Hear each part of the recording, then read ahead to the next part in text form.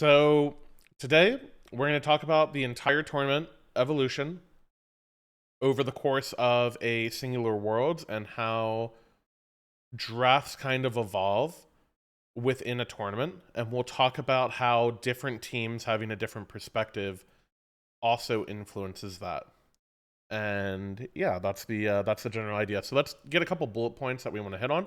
So first thing we want to hit on, also, sorry I can't use dark mode because it just doesn't translate super well in Google Sheets. I can try it since we're not using anything color-coded, I'll try it again. It just looks a little weird. I'll just do it for the sake of this, and then you guys can tell me if you hate it or not. But yeah, okay, let's go through it. So the first big point we want to go through, so points of emphasis. And I don't know why that is formatted not like that, but we'll go through it. Okay. Number one, let's talk about what happened entering the tournament. So what was the meta right before Worlds? And what were any like significant nerfs or balance adjustments that led into this tournament?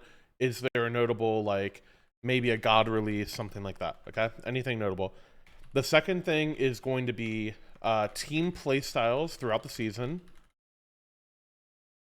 And what this might tell you is, actually, let's go to that third, okay? So let's do each team's kind of perspective and idea of what the meta should be. So this will be their own style within the tournament. And then let's think about what did teams have success with throughout the year.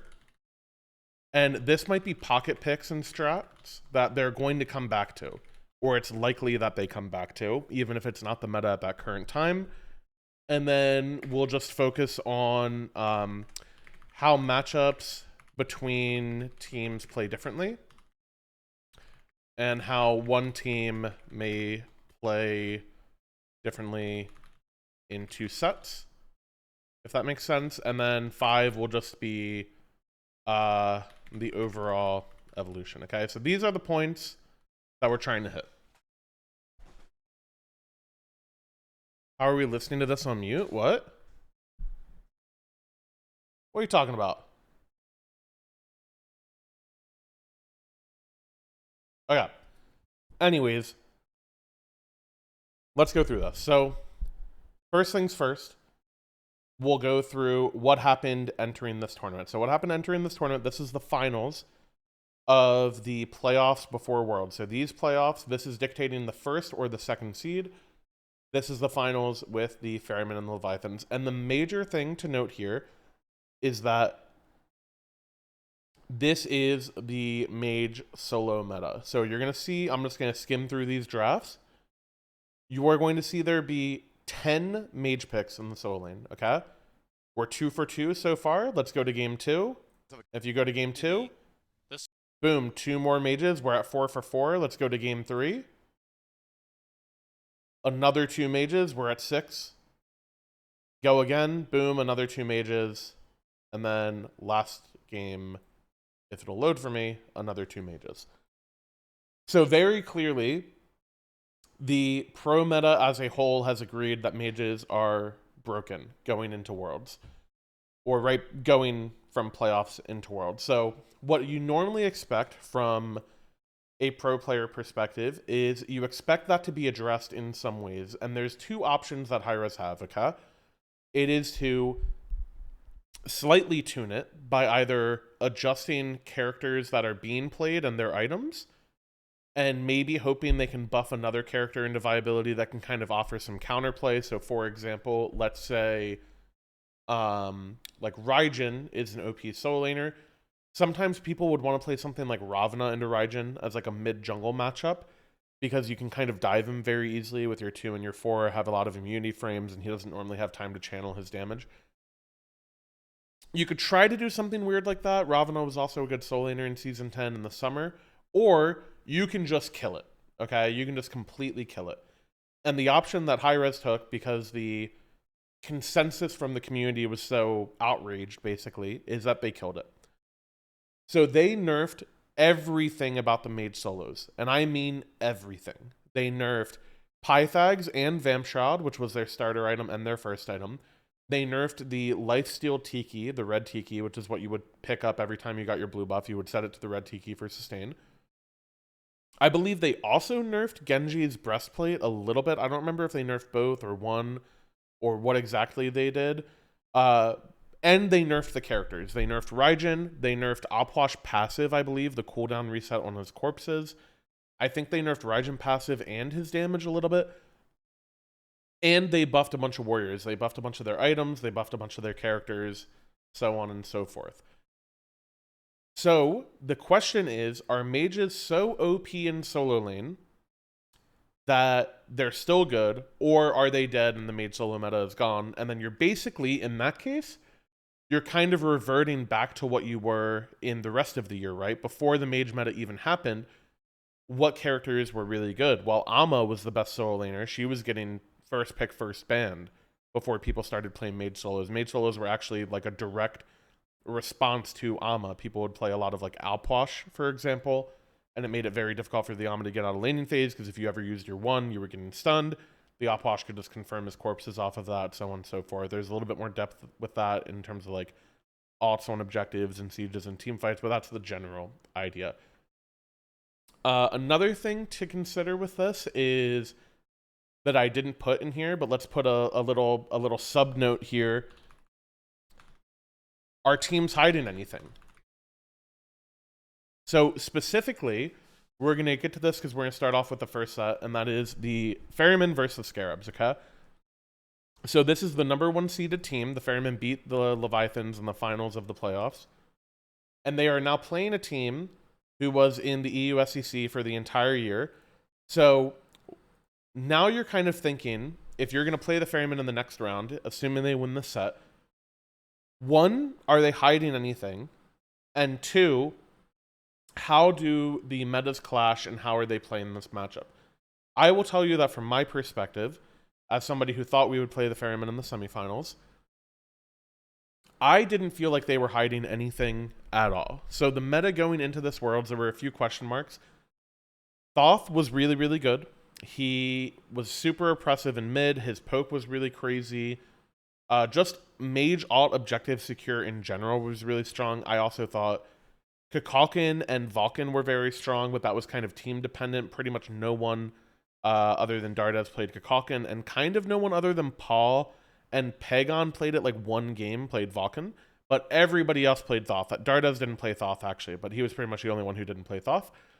So you had this consensus that like these big objective secure mages are really good.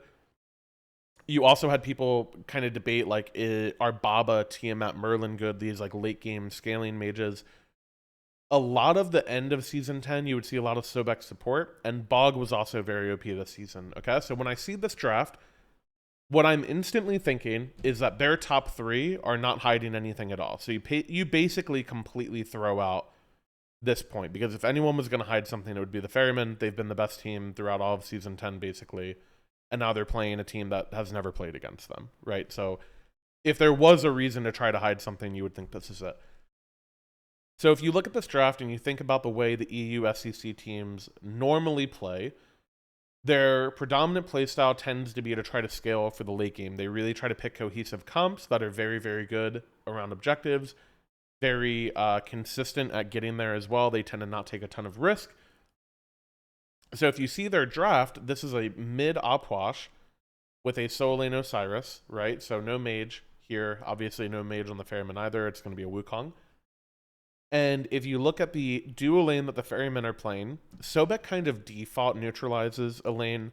He either can give you pressure or he at least makes it so that you can't really tower line the guy.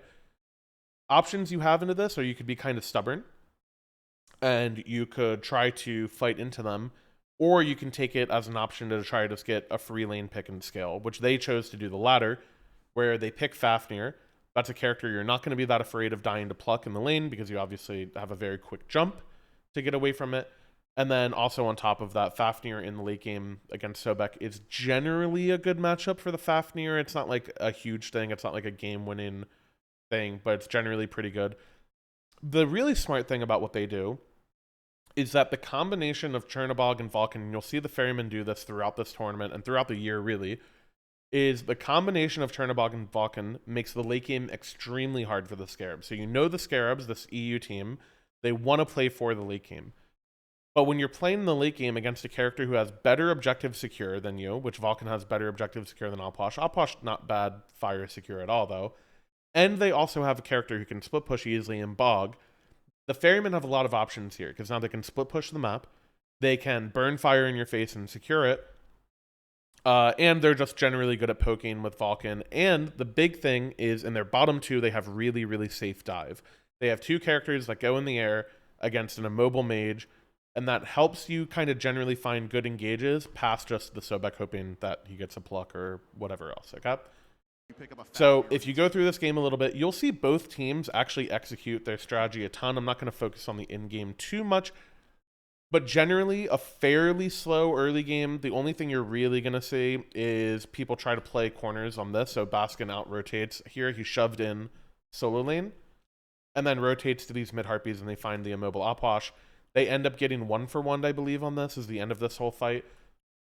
And you just see a lot of trades like this back and forth. The Scarabs actually do a really good job throughout this game of finding opportunities and finding trades here and there. Deathwalker specifically gets pretty tanky. They try to go for some blues, and they successfully invade those and try to trade out the map.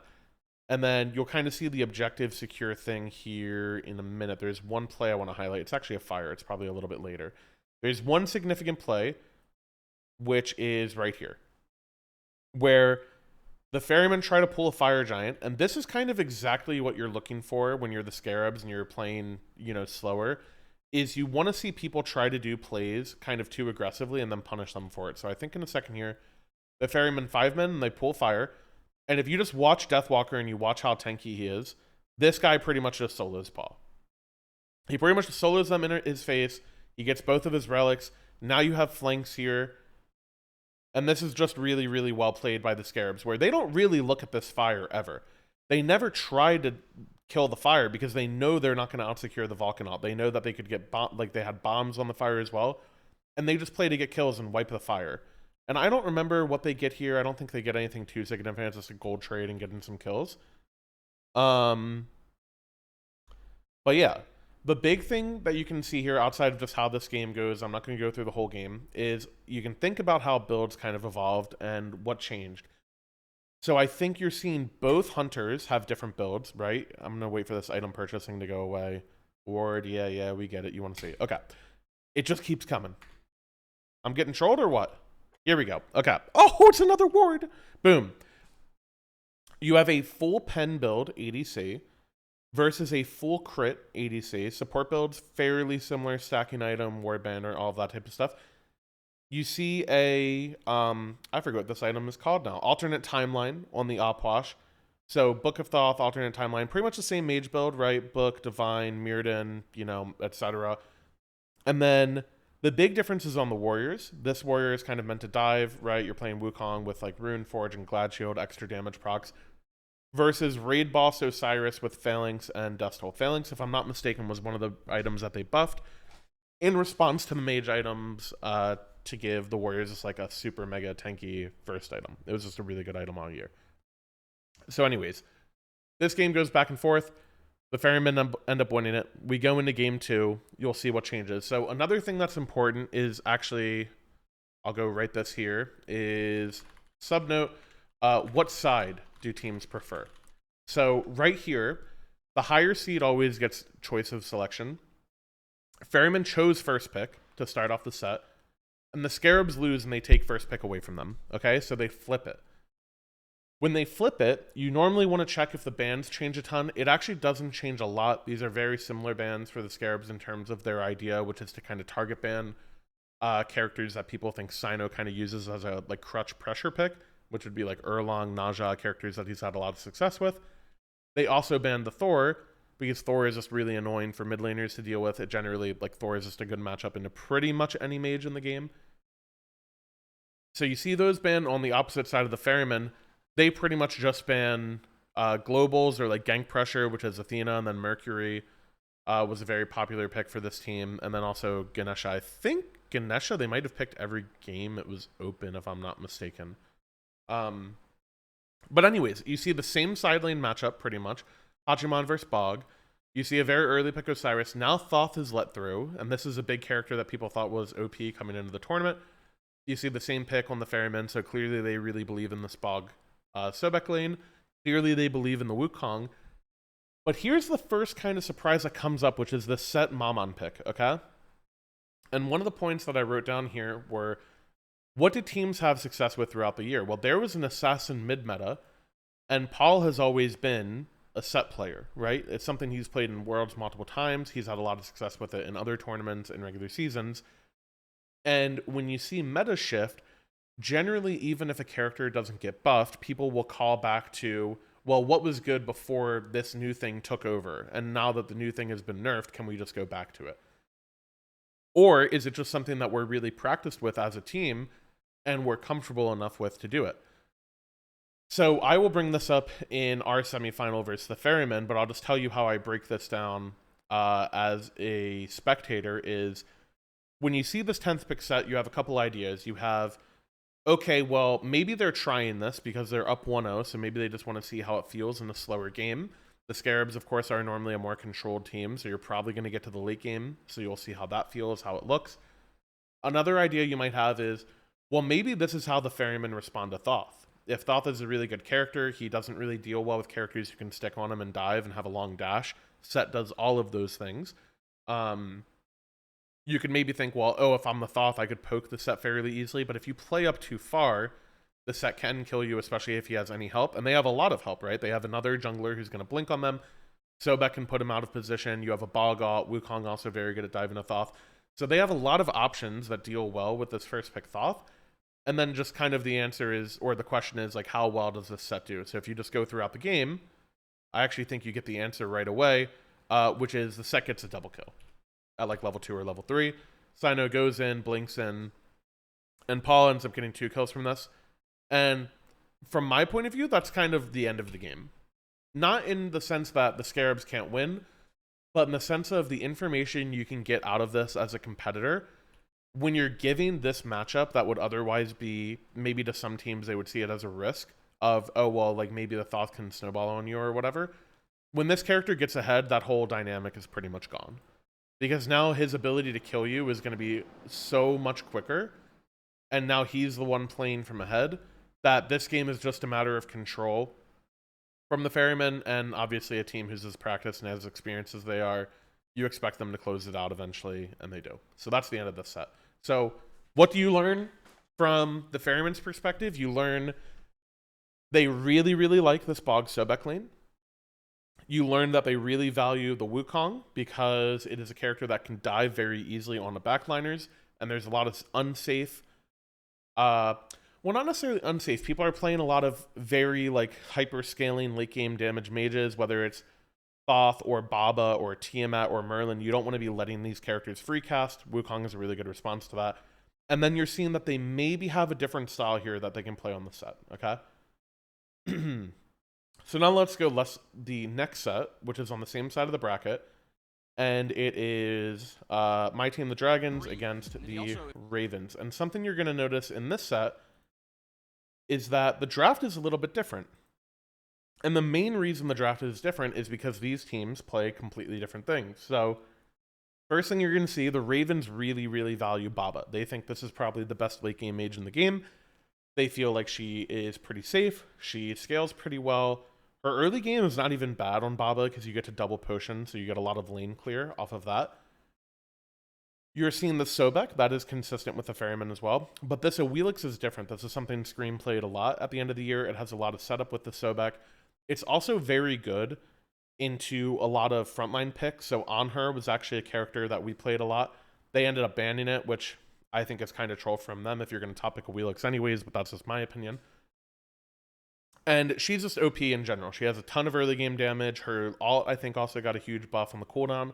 Her objective shred is really good if you just ult fire, all that type of stuff. Hachiman Osiris, nothing really different on the side lanes, right? Obviously, we're prioritizing the Osiris the same way that Deathwalker was, and then Hachiman On Her, you're pretty much going to see every game. A really big difference in the bans, you might say. The Thor, we did the same thing the Scarabs did. We feel like he's just very good against a lot of the mid laners. And we banned Thoth because I forget why we banned Thoth exactly in this game. I think we just felt like if he wasn't on Thoth, their options were just cut down, or we know we have a good early game, and I think we felt like if we had a good early game, we would win. Maybe it was something like that. The other big bans you're going to see here are Kukulkan and Athena, and I want to talk about both of these. So Kukulkan was pretty much only Dardas playing it. It's a character that we played in the tournament before this. We won every single game that we played it, and then people started banning it, and then we lost in the 3rd, 4th place matchup, I believe. So we were 4th in that tournament. So this is pretty much just a target ban. This Athena is a little bit different. A lot of people thought Athena was OP throughout this whole year. I forgot to mention this on the lead up of what was happening going into Worlds. Athena was normally a first pick, first ban character. I and we didn't value it as highly as a team. So what we would do is we would leave open this 3rd ban. I kind of talked about this when going over the basics. If there's only one character that people think is so much better than the rest of the pack, which is kind of what people thought of Athena, you just leave that for your 3rd ban, because now you get to really test what a team wants to do. Do they really want to first pick this character, or do they not want to trade it? And we instantly get the information that they don't want it in the game. So because of that, when you go 2nd pick and they're banning the character that you think they care about the most anyways, because they're afraid of what trades we can get for it, now you just have control of the draft, because now we control all of the counter picks on this side. We get 10th pick, we get 3rd ban, or 3rd pick before the bans. We get to control the bans a little bit more, and we don't even care about what they're first picking. And that's not just my perspective. That's a general thing that any team would think. So now you kind of go through this draft. Another big difference, Darda's just classically a Mori player. You know, he's a merchant.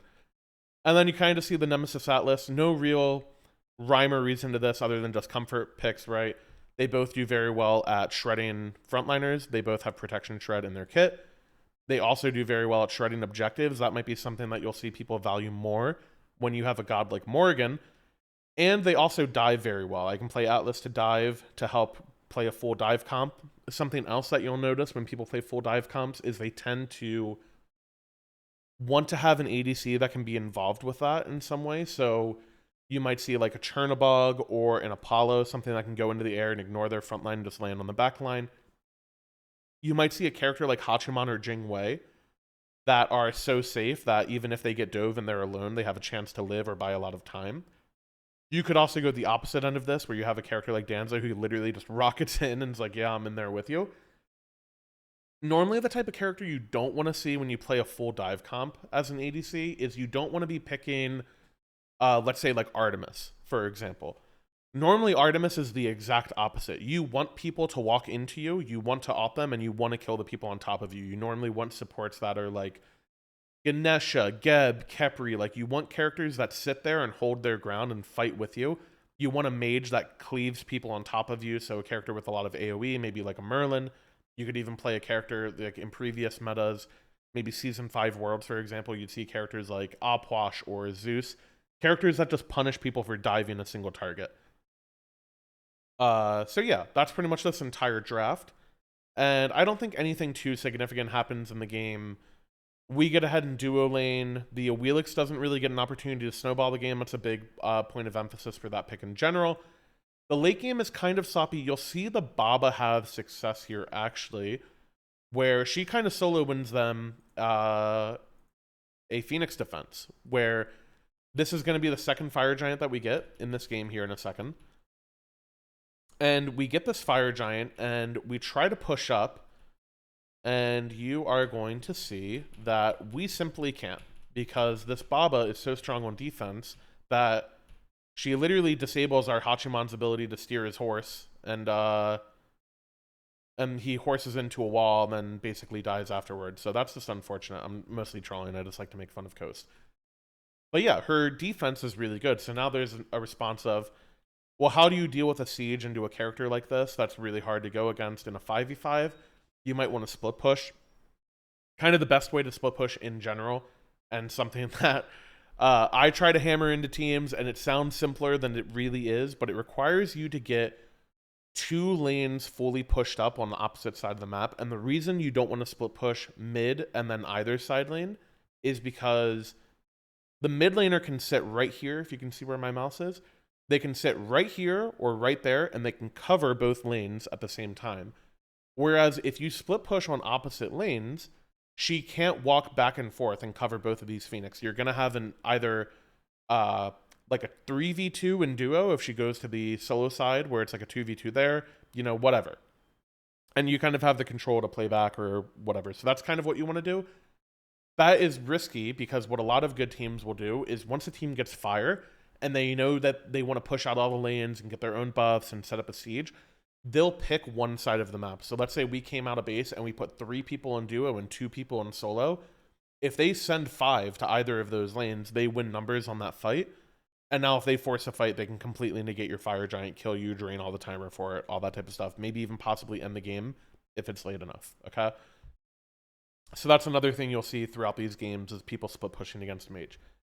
Anyways, this game is kind of sloppy. It goes back and forth. In the late game, we end up winning to Dardes basically just getting a crazy Mori stun, and that's pretty much the entire game. So let's go into the second game and see how the draft changes. Also, something of note, we had selection for this game, and we chose second pick side. Let me see if I can refresh this and get this to work a little bit better. So we had choice on second pick side, and we go into this next game, and the Ravens essentially double down on it. So they essentially double down. You'll see that all of their bans are the same. They keep the same side. But the big thing that we do differently is because we know, because we are a Mori team, something we will look at is their ADC pick. So if you go onto this draft, and something we like to do as a team style, is if they don't pick Heim here, which again, if you go back to comfort, like what do other teams have success with, Heim has always been a very comfortable god for Zap. It's a character that he likes a lot. It's a character he's picked a lot in the past, especially in world scenarios, because it's a very safe, like, anti-dive character. Well, if they don't pick their ADC top 3, we don't really have to worry about them. So we can just take this Mori. And now we have the option of, oh, well, do we care if they pick Heim at all? And if we do, we could ban it. We decide not to ban it because we don't care about it, and he doesn't pick it. So now something we talk about going into this next game is, hey, they could have picked Heim. Do we like that Mori pick, or do we want to swap it? Well, they actually just did it themselves. They just instantly picked the Heim. So now we're not going to play Mori into this. We're not going to give them the vision on the Mori in the late game. It just kind of makes the game more complex. So now what they've told us is because they have Baba and Heim, they have a front, or they have a back line that kind of wants to turtle. They want to stay together, right? Well, when they want to stay together, it's a really easy Afro pick because now they can't really snowball on us. Afro is a very good lane pressure character. You should get pressure on a character like a Heim. And then on top of that, you're also very safe. So let's say if even Baba gets an ult onto our backline or anything, I can immune a lot of that damage. Another very important thing, though, is I'm not giving them a frontline target on this Heim. I'm not going to be playing melee range of the Heim. So he doesn't just get a free ult on me in team fights to send me away or to set up a kill on me, whatever. If you see our bottom 2 bans on both teams, they banned Zeus, a character that makes a lot of sense with an Afro, kind of like I was saying. If you want to play front to back, you generally don't want to be doing it in the characters that cleave down everybody trying to dive you. The Hebo ban, I don't really have anything for that. I felt like that was kind of random for the most part. We didn't really play it or value it. If you see the bans on our side, we banned 2 mage supports. And the reason for banning the mage supports is to not let them match the kind of playstyle the Afro wants to do. So in this scenario, I think both of these matchups can be fine into Afro, but more importantly, it allows their team to turtle really heavily. And if you have a Yamoja with a Baba and a Heim, suddenly this backline is kind of unkillable. And what you want to do is you want to give yourself a kill target. So by banning safe supports, we're kind of forcing them, or kind of betting that they're going to go back to the Sobek. And that's actually what we want. We want a character that runs into us, because when you get a character that runs into you, suddenly you have a win condition in the late game where you can bait that guy in, and maybe we can just beads the pluck or Afro alted, or we can just set a poke on him. And now that guy can't really play the game. If I were to show you, there was a playoff game against the Ravens. We beat them in the playoffs in the tournament before this. And we basically did the exact same thing, where we played a comp with Kakalkin in the late game, and we turtled, and we basically never dove, and we never did anything risky. And the Sobek, every time he tried to walk up to us, he would just get Afro kissed into Kukulkan combo, and he was just dead. We didn't even have to ult him. He was just dead in the late game because of how hard those characters scale. So we're basically going to have the same game plan. They also pick Surtur jungle, which kind of doubles down into what we want. So we just pick a Merlin. So if we're not a Zeus, we're just a Merlin. We have a lot of AoE damage, a lot of late game. Both of these game plans are very clear. They need to fully dive and kind of snowball and get this Merlin behind. And if we win, or if we get to late game, we pretty much feel like we're going to win it for free. So, you know, you go in game, you pretty much see all of that play out. Nothing crazy. You'll notice, like, duo lane, we're slightly ahead, you know, not a ton. I think we hit level 6 before them. Yeah, we both hit level 6 when they're level 5. You know, we're a little bit ahead of support. That ends up translating to we get a little bit ahead of ADC. Again, nothing too big happening, not a lot of kills. Both teams kind of want to play slow, right? The Baba doesn't really want to be fighting early. The Heim doesn't really want to be fighting early. But if both teams are playing slow and both teams feel like they win the late game, then it's kind of just who's right, you know, like who's actually right about that. Again, you might see a bunch of fights back and forth, but you're not going to have a lot of very significant noise until you get to the late game. And I think what actually opens up the game is I think they coin flip a fire and they get it over a bomb. It was really close on a steal. And if you watch their fire siege, we defend the towers because we feel like they can't really dive us that easily. You basically reset the game, take it back to a fire. And one of the reasons those secure mages are so OP is because if you imagine instead of this being a Merlin, if it is a Kukulkan, which is what they banned, not only do you have a ton of late game damage and you have a ton of siege defense with Tornado, very similar to how Merlin does, but you also have objective secure. So instead of them being able to bait us into fire, we basically never have to walk in. Because if they get it low, let's say the Afro and the Kukulkan are linked together. If they get it low, the support can walk into the pit, auto-attack the fire to make sure they can't reset it. Because even if they all leave the pit, it'll aggro onto me. And then you just Kukulkan out the thing. And they can't out-secure you. They would need like 2 or 3 bombs to out-secure you. Even then, they all have to basically be perfectly timed and go off at the same time. And it has to mean that we don't kill the bomb. So it's a very, very high risk play for them to go for, if you can just watch that. So yeah, you'll also see another thing to talk about is on jungle matchups. A lot of junglers try to push up one of these side lanes and then give like a flank option into team fights. So normally in the late game, you'll see people match this, and if you don't think you win the 1v1, which we don't think Surtur gets beat by Lance, we think the Lance has a weaker 1v1 in this scenario with the build that he has. He's basically full tank. You'll send another person here. So normally the spot you want to control is right here where my mouse is circling, because if you control this, their team can't loop on us. And also, if anyone goes to help the Surtur in 2v1, we can maybe go on them here. So you'll see we all start to play, and we hover this side, because we want to protect this mid lane matchup. And you just look for poke, you just look for like stuns and autos. You try to force the Surtur out, you maybe try to like do whatever you can. But each team is just waiting. You're just waiting for an opportunity. You're letting the mages poke. We eventually get into a spot where Coast actually catches Scream out of position, and he dashes him here, and now he can force his ult. So now if you fast forward this, we have a very clear plan. We try to pull fire. We don't get a good fight. We don't have a secure mage, so we don't commit to it. And then we reset, and now we have a plan of, okay, their Surtur has no ult, no beads. We just know that we know our Hachi just got those. So now what are we going to do? We're going to go back to that same spot. If he's going to stay mid, we're going to play through this bracer we have here. We know they don't have a ward here because we sentryed it earlier. And we're going to run at the guy. His ult actually comes up right now if you see it. We were slightly off on his cooldown. But we literally just run at him. If you hit an Afro kiss, boom, this guy's dead. And now because they know that it's dead and you don't want to just play down a number, Haddix goes in, tries to help him, tries to start a fight. But their team's separated. The Sobek's not here, so now this guy's also dead for free. And then boom, suddenly that's how you just win the game. Just off the rip. This was actually a really troll ending. We end up ending like barely. But hey, an end's an end. So now that's that whole set. So what did we learn? That side of the bracket in general, kind of different playstyles, right? Like maybe the Mori set, kind of similar, but God pool wise, actually it's kind of similar but different, right? Like Kukulkan and Vulcan, different characters do a very similar thing. Mori set, different characters do a very similar thing. Afro was also another big contention point. Not everybody played Afro, but she was a very popular, very OP god throughout the set or throughout the season. Aurora, not really much of an Afro player. I do play Afro. Aurora, big Sobek player. I don't play Sobek. So that's something that we'll see when we go to that set. Excuse me. Now we have the other side of the tournament. So on one side of the tournament, you have both teams that play the same two styles in mid. You can either play a dive mid comp or you can play a peel mid comp. ADC basically the same, except we actually valued Hachi over Chernobog in those drafts if you go look at it. And neither team really played Athena or Bandit. So now if you go into the other side of it, Leviathans, very big mage solo team. Alec was one of the bigger players who really loved to play mage solos and would play it every game. He was a very big Raijin guy, would play a lot of Morgan Le Fay, all that type of stuff. If this guy's picking Odin, you know people aren't playing mage solos anymore, okay? So right here, pretty much every team is going to be on the same page. Hey, nobody's playing mage solos anymore. Warriors in the meta, okay? You see this Awilix pick that Scream also valued. You see a top 2 Awilix, so clearly they are of similar mind to the Ravens, where they feel this god's very OP.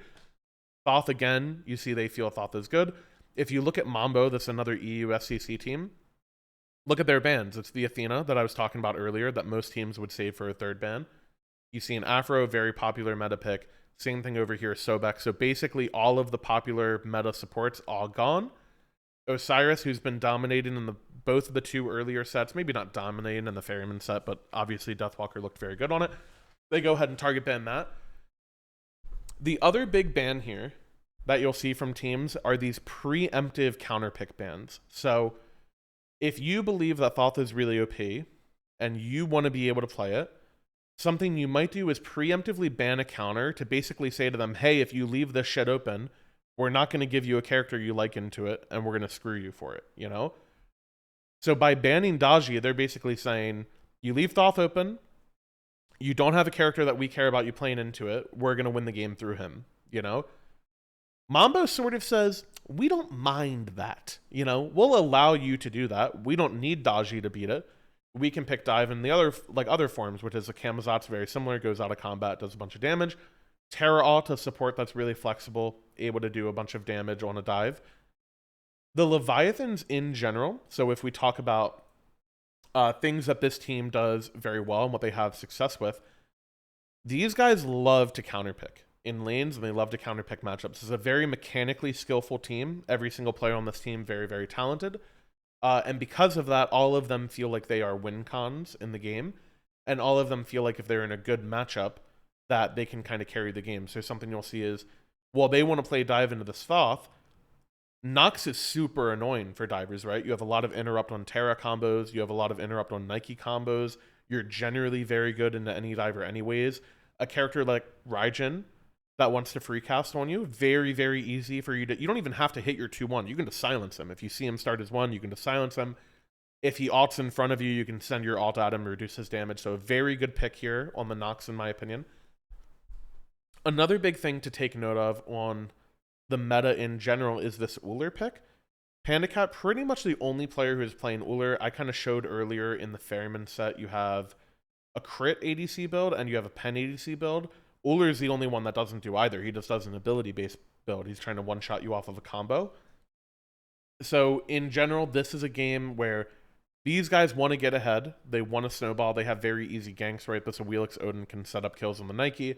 You cage the Nike, she stays in there, she gets auto-attacked by both of you, she jumps out, you get a Awilix ulted. Very simple. Same thing, I mentioned the Nox can peel the frontliners very easily. That's really all you're looking for. You go through this game. Again, not a ton of the game really matters when we're just talking about draft. But the big thing here is when you have a team playing for counter picks like this, the question is how much can they actually push it? Can they actually snowball off of it? Do they make the game unplayable for you? And do you have to respond to it? And I would actually say the answer was no for the most part. I think Mambo actually did a very good job mitigating the pressure. They are behind in this game, but it's definitely not unwinnable by any means. A character like Uller normally becomes a very, very easy kill target later in the game. No in-kit CC immunity. Has to swap stance before he can jump. He can't just jump while doing range damage to you. So that's a very big distinction from other hunters. And you see them take... This game is honestly really close. In my opinion, Mambo actually should have won this game. I thought they played team fights a little bit better when I was going through this and watching. It was kind of Shinto adapting, made some pretty crazy plays to keep them in the game. But when you talk about this, Another thing about these secure mages is that you want to get them in a spot where they can secure fire, but it kind of requires good fire DPS, which Uller does not really have, right? As an ability-based hunter, his fire DPS is pretty lackluster. If you have a crit ADC on this, suddenly these fire giants become very scary because you know you get out-secured, and you know they can burn it very quickly. But in a scenario like this Thoth Uller, they can't really do both. So when you pull fire like this, Mambo just gets a chance to hard engage, and they play this beautifully. They all collapse. They kill out the carries first. Now suddenly the carries can't even help the tanks. They basically wipe them. If it's not for a few of these Thothots that keep them in the game, they probably would have lost it, honestly. But just see how much damage the Thoth is doing. FineOK gets a good blink in, and now they kind of mitigate this Fire Giant a little bit, getting 2 kills. And I think this happens one more time, a very, very similar scenario. It was right before... Oh, no, they actually did win this game. It was a different game. So, yeah, this game goes back and forth. So now the question is, does anyone change anything? Leviathans say, nah, screw that. Basically, no. There is one change they make. They ban out the Hachi so that they don't have a safe ADC. The bans here on Mambo are the same, except the order of this Mammon and Afro are different. And because they didn't pick Daji and the Thoth, or they... Yeah. No, why did they do this, actually? They just left open the Daji this time. I guess they just cared about the Hachi and the Raijin too much. They were just like, oh, they just won on this, we'll just ban it. So now they pick the Thoth while also giving the Daji into it, but the Daji is also a good matchup into the Awilix late game. So they kind of let themselves get counterpicked and also let them get probably the strongest soul laner in the tournament in Osiris, also a very good dive target on one of these. And they pick Ishtar. This whole game is pretty much just these guys are trying to snowball and these guys are counterpicking them. So a very different style draft. I think this is actually the game I was thinking of where I felt like Mambo should have won this game the way it was going. I forget. I think there was a crazy outplay or Adapting got lucky or something like that he didn't die, if I'm not mistaken. There's a fight on Oracles basically in the late game. I think Shinto hits like a 3-man Altair, if I'm not mistaken. Watch this Thought. You see it? It just hits Budio and Rapio. The engage for this is horrible. Their Amma is basically dead before the fight even starts. And they're going to get flanked by this Daji, who's going to go in with Alt. And boom, hits both carries. Neither of them can Aegis it or don't Aegis it. Pretty much saved the fight entirely. You go through this, they kind of stall the game, blah, blah, blah. Levi's get fire off of it. I don't know if they actually get anything with it. I'm probably going through this game too much. They tie it up, but yeah, pretty much this whole set, very similar. Levi's value Thoth very highly. Shinto pretty much played it in any counter matchup, doesn't care. Awilix, they literally second, third picked it every single game. Clearly, they prefer first pick, and they've shown you 3 drafts on this. So now, if you're the team that's going to play them in the semifinals, something you might do, even if you preferred first pick, you might want to start that set on second, because you have 3 games of sample size from them on first pick, where it can be pretty easy to create a draft plan for them. I think we go through this. I don't think anything's too crazy here. You see them go back to the Uller. That's a noticeable or a notable thing. They also bottom 2'd their support every game, I believe. I think Ronnie picked 4th, 5th every game. Yep, he did. So you see some pretty clear draft tendencies here from the Leviathans. You see they bottom 2 support every game.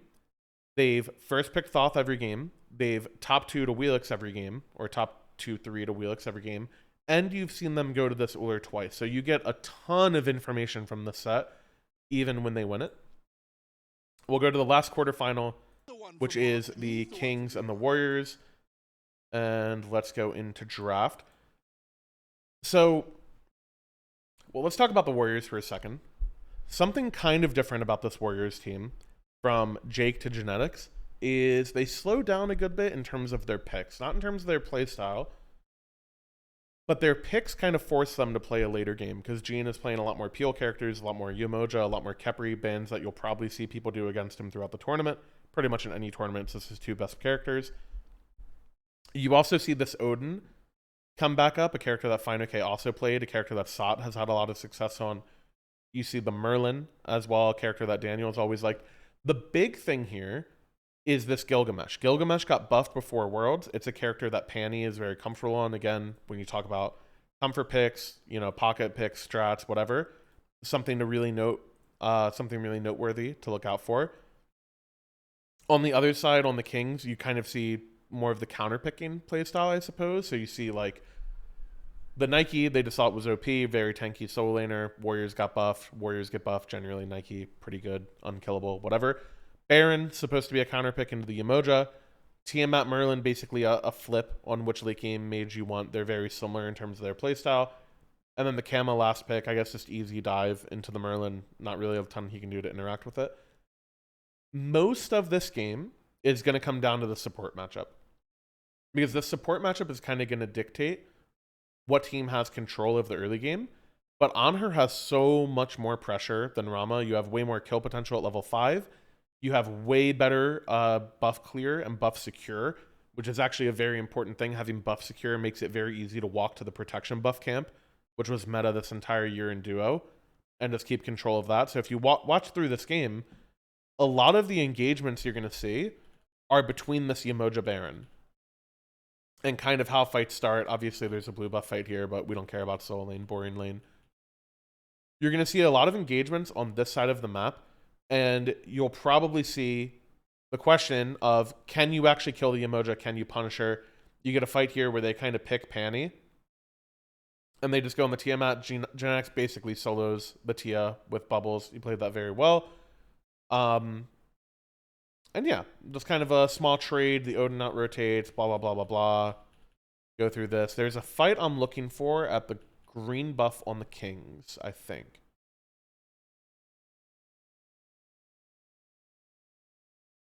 This matchup, by the way, it's not as good for the Baron as you would think if you're behind. When the Baron is... So, like, this matchup, for example, I'll think of, like, Season 6, Season 7. Yemoja was really OP in Season 7, and I would never play Baron into it, and the big reason is because pressure was so important in the game back then. There was a lot of invade starts, there was a lot of early snowball you could do. Baron isn't as good of a laner as Yemoja is, especially if you pick an ADC that's able to fight with her.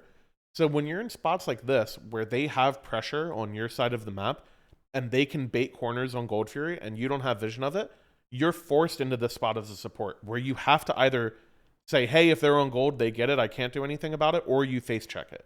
And he chooses to face check it, and as soon as he face checks it, he's screwed. Because if they have numbers here, it doesn't matter if you pull the Yemoja in, you're just walled, you can't get away, your Rama can't help you, he has to go in the air to mitigate the damage, and now it just starts a good fight. Because now you're playing up a number, now you can play chase. Tiamat also not a character you want when you have to use your escape like this. She's no longer really a damage threat when she has to go dog form. And that's just a free kill for the Warriors. You go through this draft, you're going to be in a very similar spot. They kind of win this game in snowball, and their Merlin becomes unkillable because they have a fed Yemoja with it. Now the Kings, they swap sides. You look at the bans. Baba ban, so more teams thinking that Baba clearly is first pick worthy. You see this Athena ban by the Warriors again to make you think that they still think this character is very good.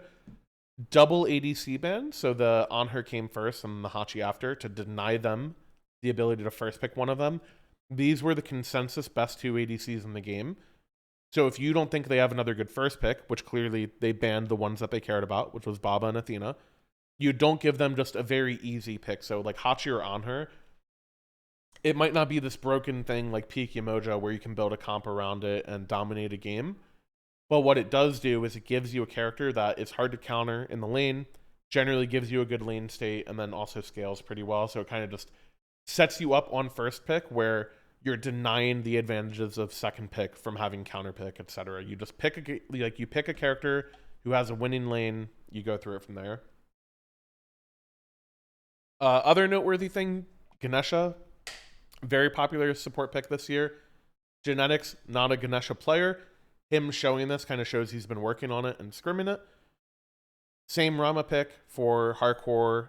The Gilga again, but this time on the King side, so you're seeing more Gilga. And then the rest of this pretty standard. Amma, very popular warrior, like I mentioned. She was the consensus best soul laner before the mage meta started. And then Susanoo is always a panty pick. You go through this game, the Kings control it, I think, pretty steadily and kind of win. So now in the semifinals, you have Ferrymen versus Dragons. You have Leviathans versus Warriors. So let's talk about the Ferrymen Dragons matchup. If you go to this and how this set was evolving, the very interesting thing about this is there's 2 supports that both teams think are strong that one support doesn't want to play. I don't want to play Sobek. Aurora doesn't really want to play Afro, right? Same thing, you go to the mid lane. You go to objective secure picks. Dardas doesn't really want to play Vulcan. Paul doesn't really play Kakalkin. But both of those characters being open means that you have control of objective secure in the game, right? So let's say we ban Vulcan and they don't ban Kakalkin. Now we have an advantage on Fire Giants because we can secure it and they can't. We don't have to feel like it's a coin flip. Thoth also comes into play there because Paul can play Thoth and we don't really want to play it. So Thoth, Vulcan, Kakalkin, all very good secure mages. We only play one of them. They play two of them. So you would think maybe they could target ban that. Athena will also be a question here. Because the Ferrymen play a lot of Bog, do you want to give them double global? That can be really difficult to play in the late game. Because if that Bog split pushes, now you have a lot of options, right? If someone tries to fight him on the split push, he could get Athena ulted, 2v1, kill that person, keep pushing while other people stall back, so maybe you can get a Phoenix that way. Also in the early game, very hard to take fights kind of anywhere with that combo, right? The Athena could sit in mid, ult to duo if you try to gank him. They could both sit in duo, ult to mid if you try to fight mid, etc., etc. Another big thing here is both mid laners have styles to pivot to dive ADCs. So you have Morgan for us, you have Set for Paul. And what we go into this game with a question of is we saw that Set pick into the Thoth. Well, if we don't play Thoth, our question is he going to pick it if Thoth isn't in the game? Is it just a character they play, or is that a Thoth-specific counter? And we actually thought the Set was a Thoth-specific counter. So if you watch this draft, you'll notice exactly what I'm talking about. We leave Bog open because what you'll see, the difference between best of threes, which we just watched, and best of fives, is in best of fives, you need information, okay? When you go into a best of fives, normally a team will try to scout what is going on and try to get a feel for stuff. So Bog, a character that they're very good with, that we struggled against them with all year, we left it open because normally when they would play Bog and we struggled against it, they would have one of these two mages. So they'd have split push plus objective secure on the mage. So it meant that we can't win the map by split pushing. We can't just do fire in their face because they can secure it. Let's get rid of one of those variables and see how it feels. We felt like the Fire Giant secure was more valuable than the split push. And we felt like with him picking Bog, we could get pressure in duo lane, or at least have an even enough duo lane, get away with like a Jingwei, for example, that wasn't really meta, that we thought it was worth experimenting with. So you'll see Soul Lane side, very just easy picks. We end up picking Achilles. I think Achilles, Bologna, Osiris, we had success with all of them in our scrims. We weren't really sure what we wanted to play. Kind of the idea with this is what I was saying before. If they pick Sobek, they're giving you a target to hit late game. And because we want to play a late game mage anyways, our solo jungle, very standard picks. They're good divers, they're good laners in the case of Achilles, but also a very easy kill on the Sobek. A Nema on a tank and an Execute on a tank is very scary for him to be able to pluck into. You see the Bog Wukong, so now obviously if you even had a doubt about it before, you now know without a doubt they were not hiding anything in their quarterfinal matchup. Taking Yemoja, you're just playing late game. Same thing, Jingwei. To me, when I see this draft, this team is pretty hard to dive. This Jingwei into a Yemoja, pretty hard to dive. The fact that they go Mammon Set with this tells you two things. It tells you, one, they will play Bog with anything. They don't need to be a backline mage to play it. They don't have to play for late game. They're willing to play a dive comp with it. And number two, the Set is just a pick they like in general. It doesn't matter if there's a Thoth. It doesn't matter who their backline targets are. They'll just pick it in general. We kind of do a stubborn thing here of saying, okay, dive us. Like, if you want to play to dive us, you know? And we pick Zeus and we try to play Zeus with the Yemoja. This game was probably the most impossible game I've ever played in my career in the terms of I thought they executed their game plan so well. Most of these engagements, like, we actually get ahead in this early game. I think we win a big fight here around Gold Fury. I think we like 3-0 or 3-1 them, and then we don't do gold because I'm dumb. But I think we end up getting off to a pretty good start here. Like, we got a trade kill in mid, I think, for First Blood. We end up getting a fight here where we kill 3. And we're off to a pretty nice start, but then we just kind of can't do much because you don't want to pull fire here because we don't have secure, and we don't want to give them a free flank into the Zeus, even though he's really fed, and I'm a Yemoja who's building peel for him. Like my build is very greedy, double stacking with like Fey Hoops, with a shell, with a med. It's full peel, 100% peel. But they just do a really good job of sending the Wukong in, having him alt up, trying to force the Zeus out of the fight, or making the Zeus panic alt. And then you get into the spot where the game is very difficult because we can't really run at them to set up a kill, and we don't want to sit on an objective and give them flanks. So we kind of can't do anything.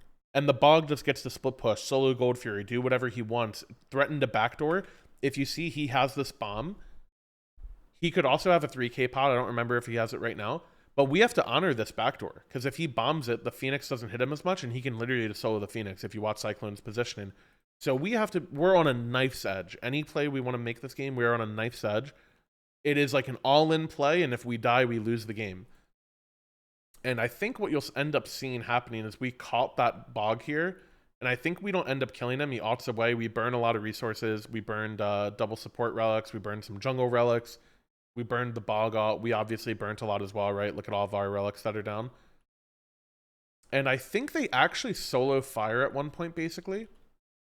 So if you notice when Cyclone soloed this Primal Fury, it was because it gave him enough damage once he got a 3k pot. I wonder if he bought it right there. Let's see.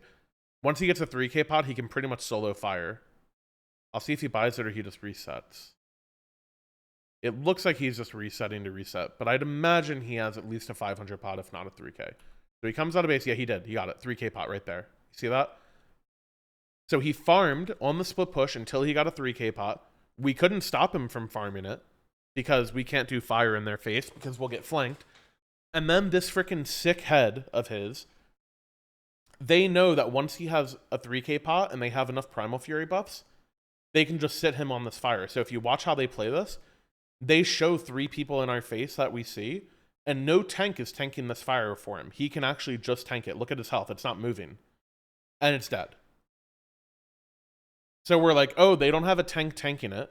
They're showing us 3 people in their face, but this guy does so much damage and has enough damage to lifesteal off of now with the Primal Fury buffs and with the 3k pot that they just get fire. And we have to try to force a fight. They do a really good job of disengaging, and then it gets to the point where, like, we basically have to defend on our Titan because 3k pot Bog with split push, all that. We don't want to give them a dive, and they basically end the game. So we tried to gamble on the Bog. We knew they were going to pick first pick because they picked it in their games against the Scarabs as well. Excuse me, I need to drink water. So we knew they were going to pick first pick. We knew the secure mages were maybe going to be a problem, and we knew Bog was maybe going to be a problem. We picked one of them to test. We tested the Bog. We say screw it. We're not playing against it anymore, okay? Well, now what that means is if we don't want to play against it, we have to leave open one of Athena, Vulcan, and Thoth. And what we decide is that we are going to leave this Thoth open if they're not going to ban Daji. And because they didn't ban it the first game, we thought they weren't going to ban it this game either. We showed Athena in the top 2 in both of them. Daji, very good against Vulcan and Thoth. And because we could have left either of them open and they didn't ban it, we basically feel like they're not going to ban it. So we ban the Bog. They keep their target bans on our mid laner, and then they also ban on her because Cyclone doesn't really want to play on her. He'd rather play like Hachi or just something else. Bog, ideally. So target bans on both mid laners. Target bans on both ADCs. They first pick Sobek. We take Afro into it, so now you have both the supports that these 2 players want, that the other one doesn't want to play. We take the Wukong away from them, knowing that they're probably going to pick Thoth, and then we set up for a Daji pick. So now we feel like we have a good enough, like we have a good support pick. We feel like we have good easy dive. We still get Hachiman in the bottom of this draft because they ban mages. And then we go full dive by picking a Mammon in mid, which is another thing that we did. This game, very similar story, actually. We get off to a pretty good start.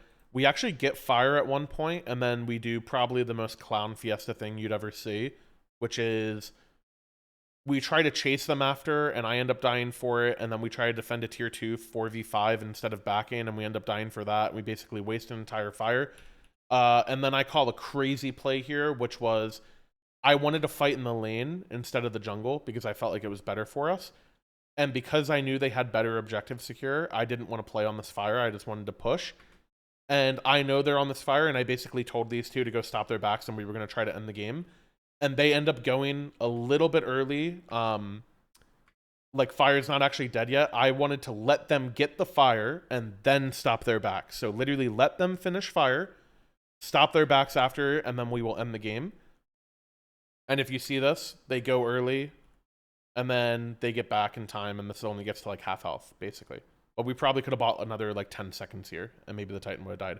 Risky play. Anyways, you go next. We take first pick. Now you have the question of, do they target ban us still? They do. They ban the Kukulkan. They ban the ADC. They ban Athena for us. We left it open. But now we get to triple ban them. We don't have to worry about any of this other stuff. We just triple target ban them. First pick Hachi, top 2 Sobek, very safe, standard picks. Again, they go back to the set into the Merlin. Makes a lot of sense. Once they do that, they know I'm going to pick up heal support.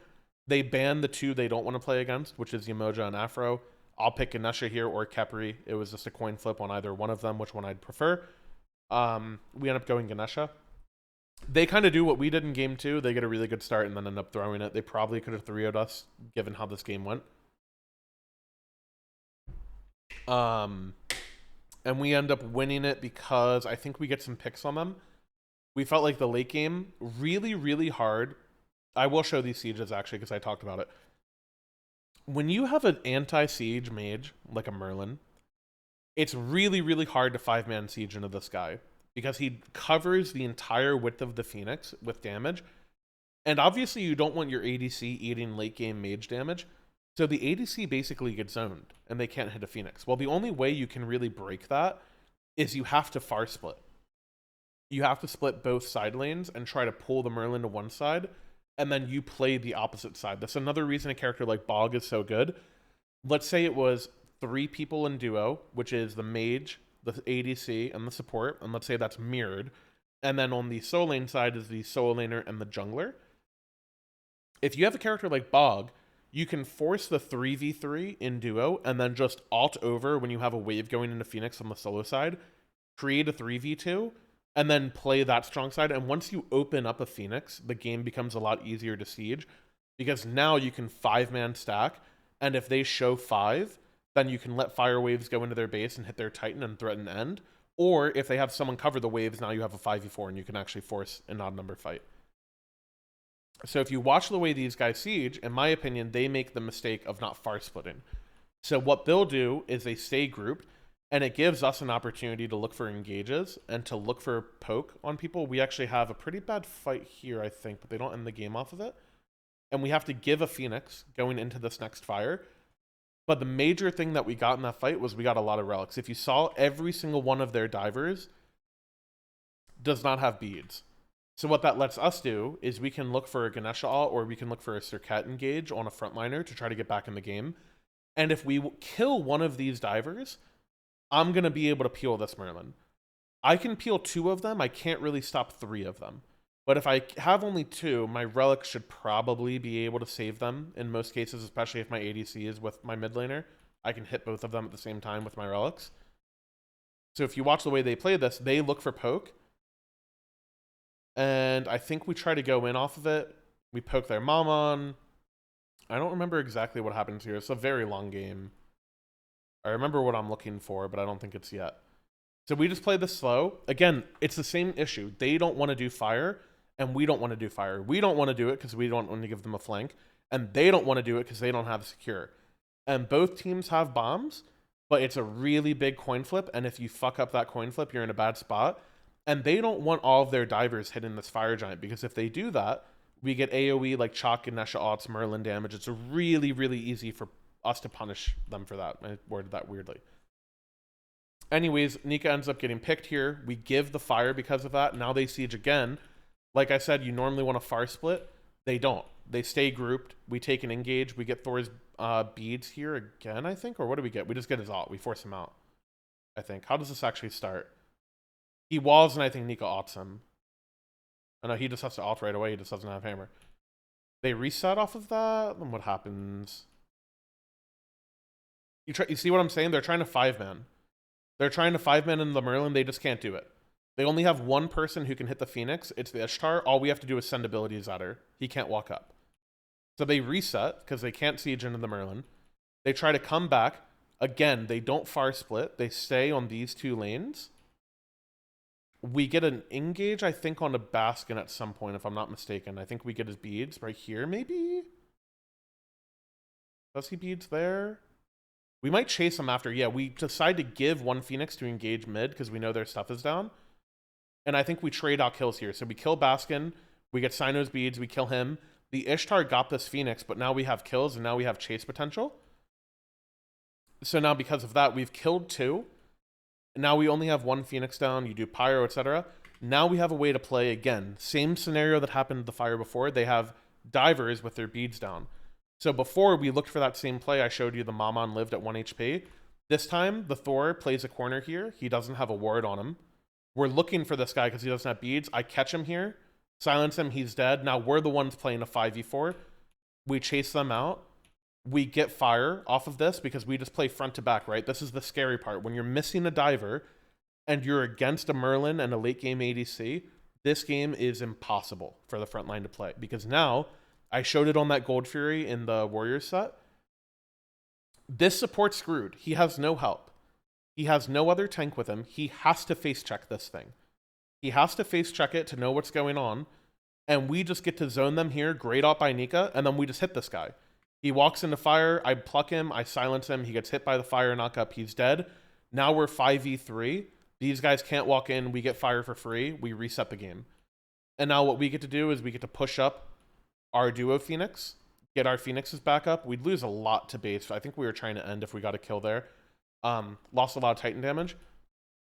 But now same thing. We're on the front foot. They have to dive us.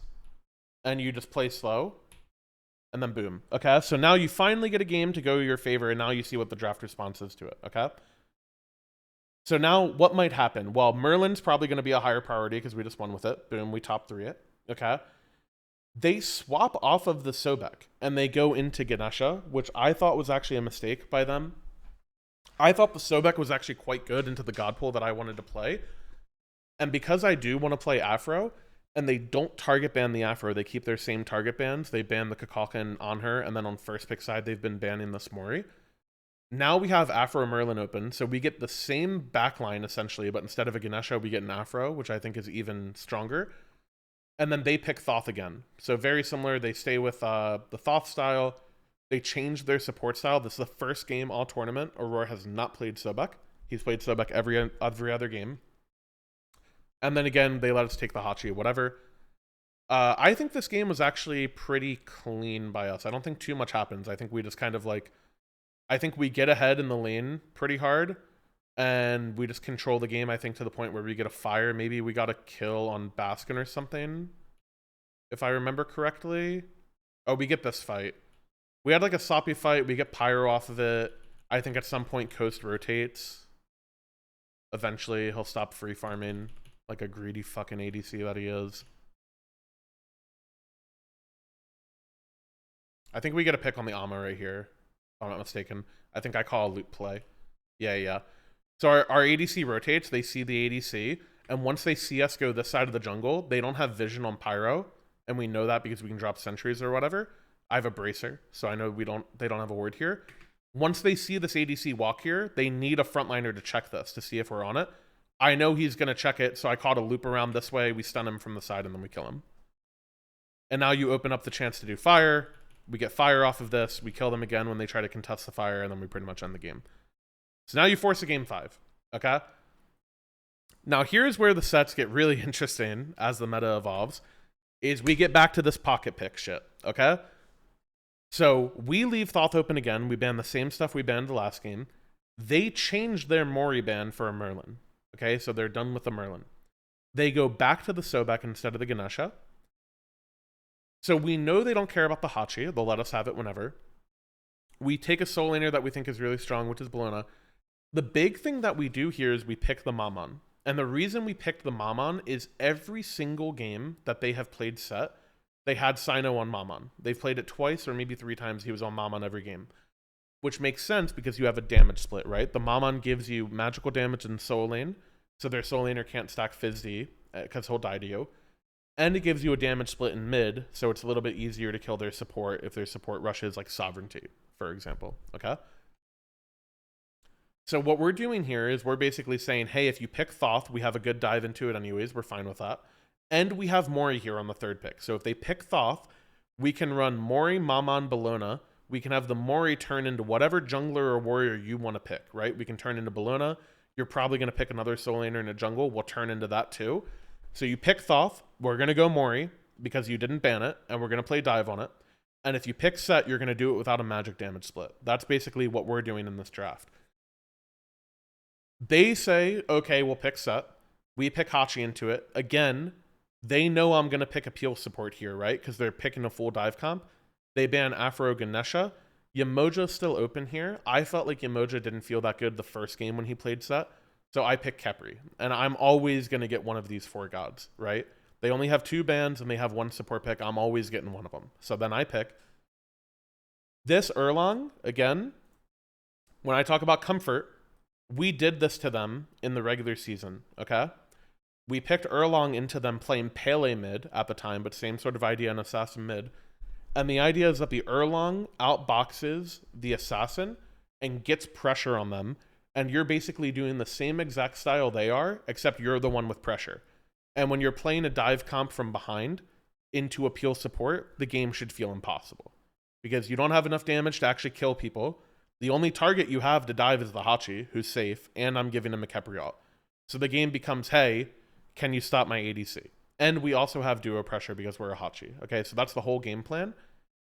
The crazy, sick, twisted, messed up thing about this, and I talked to Aurora about this when we were still doing the Travelers Proc podcast, they knew we might 10th pick Erlang. They called it, they thought about banning it, and they didn't ban it because they thought they could deal with it.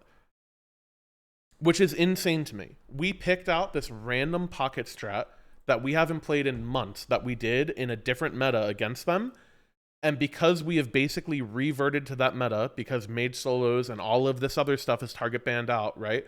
All of the objective secure mages aren't played, right? We banned one, they banned one. They didn't want to pick the other into the Mori that they left open. We're like, okay, let's play a 4v4 dive comp. And they knew we were going to do it and they let us do it. Like, that's the level of depth that went into this set. And then again, Cyclone picks a pocket pick. He picked Freya in the summer playoffs that they won. They beat the Warriors 3-0 in the finals of that. He picked Freya, looked really good on it. Always a classic good Cyclone spin character. You go into this game, and it's pretty much just the, like, who gets pressure. I think we got slightly ahead of Duo. We had control of these buffs. If I'm not mistaken, we also got their second purple, which I think is in a second here. Pretty sure we stole it. Yeah, we did steal it. You can see Cyclone doesn't have a purple buff on him, and we're ahead. So we're ahead of level. We're getting control of camps. We also got a kill in a soul lane 2v2. That's the damage split coming in.